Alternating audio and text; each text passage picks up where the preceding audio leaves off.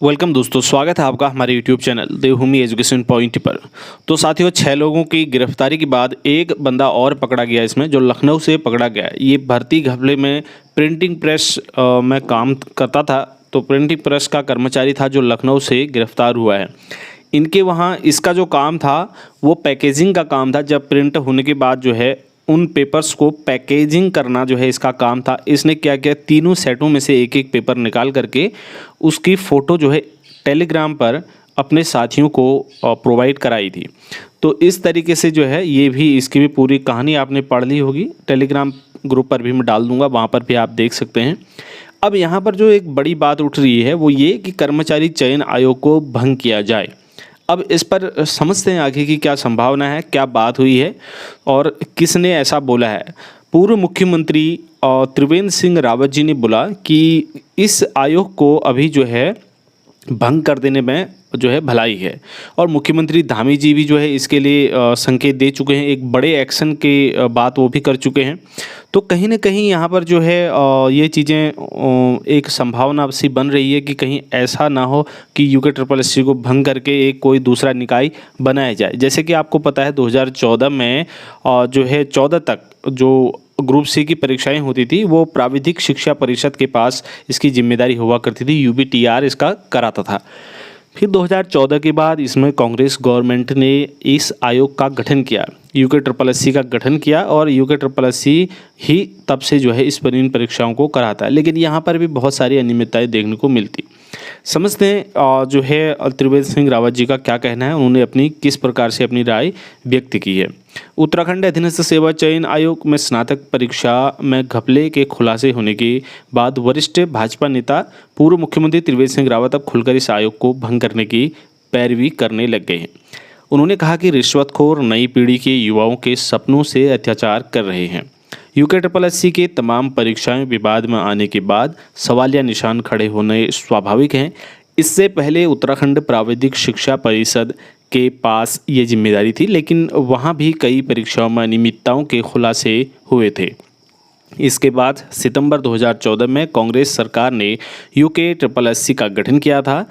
ये आयोग समूह ग के पदों पर भर्ती के लिए परीक्षाएं आयोजित कराता है, लेकिन यहाँ भी पारदर्शी तरीके से परीक्षाएं नहीं हो पा रही हैं। घोटालेबाजों का नेटवर्क इतना मजबूत है कि वे परीक्षाओं में आसानी से सेंधमारी करके मेधावी अभ्यर्थियों के सपने चकनाचूर करते जा रहे हैं। बुधवार को पूर्व मुख्यमंत्री त्रिवेंद्र सिंह रावत ने इस पर दुख जताते हुए कहा कि ये सीधे सीधे हमारी नई पीढ़ी के साथ मजाक और अत्याचार है। कहा कि कुछ शॉर्टकट चलने वाले और रिश्वतखोर लोग हमारी भर्ती एजेंसी को कहीं न कहीं प्रभावित करने की कोशिश कर रहे हैं, उसके बारे में विचार करने की आवश्यकता है। त्रिवेंद्र ने कहा कि कांग्रेस कार्यकाल में भी आयोग की भर्तियों में घपला हुआ था। जब वे मुख्यमंत्री बने थे तो ऐसा ही घोटाला पकड़ में आया था। अब फिर इस तरह का घोटाला सामने आया है। उन्होंने कहा, पंतनगर दून विश्वविद्यालय जैसे महत्वपूर्ण संस्थानों में तंत्र मजबूत कर वे भी इस तरह की परीक्षाएं कराने का विकल्प बन सकते हैं, या फिर आयोग का तंत्र ही ऐसा विकसित किया जाए कि परीक्षाओं की पारदर्शिता बनी रहे। तो ये इन्होंने एक राय दी है और आने वाले समय में इसमें देखना होगा कि क्या होता है। और मुख्यमंत्री भी कह चुके कि आयोग की भर्तियों में हो रहे घपले घोटालों पर मुख्यमंत्री पुष्कर सिंह धामी भी गंभीर हैं। मंगलवार को धामी ने मीडिया से बातचीत में कहा था कि कुछ अन्य आयोग में इस तरह की शिकायतें मिली हैं। मुख्यमंत्री आयोग में नौकरियों को लेकर चल रहे खेल पर बड़ा एक्शन ले सकते हैं, और क्योंकि इसका वो संकेत दे चुके हैं। सूत्रों ने बताया कि सरकार सभी आयोग में हो रही भर्तियों में पारदर्शिता को लेकर अलर्ट है। जहां भी शिकायत मिलेगी वहां अफसर पर भी कार्रवाई की जाएगी। माना जा सकता है कि सरकार के इन तेवरों के बाद कुछ आयोग में भी बड़ी कार्यवाही हो सकती है। तो कुछ आयोगों में भी बड़ी कार्यवाही हो सकती है इस जो है संकेतों के बाद। अब जो आयोग के अफसर हैं इन पर भी कार्यवाही की जाए, ऐसी मांग हो रही है। और सबसे बड़ी जो दुविधा है वो ये है कि जो चयनित अभ्यर्थी हैं, ठीक है, तो अगर इस भर्ती को रद्द कर दिया जाता है तो उनके साथ भी थोड़ा नाइंसाफ़ी है। इसमें ऐसा तो है नहीं कि सभी लोग धांधली करके या सभी लोग फ्रॉड करके वहाँ पहुँचे हैं। कई बच्चे ऐसे हैं जो मेहनत करके जो है इस जगह पर पहुँचे हैं, जो मेहनत करके निकले हुए हैं। उन लोगों का कहना है कि स्नातक स्तरीय भर्ती में चयनित युवाओं ने सरकार से लिखित परीक्षा रद्द होने पर उन्हें मुआवजा देने की मांग की है। युवाओं ने जल्द देहरादून में प्रदर्शन की चेतावनी दी है। भर्ती में चयनित युवा संजय बंगारी, प्रवीण असवाल और सुनील सेमवाल ने कहा कि युवा कई साल तक परीक्षा की तैयारी करते हैं। भर्ती रद्द होने से उनकी मेहनत पर पानी फिर जाता है। तो इनकी भी दुविधा है।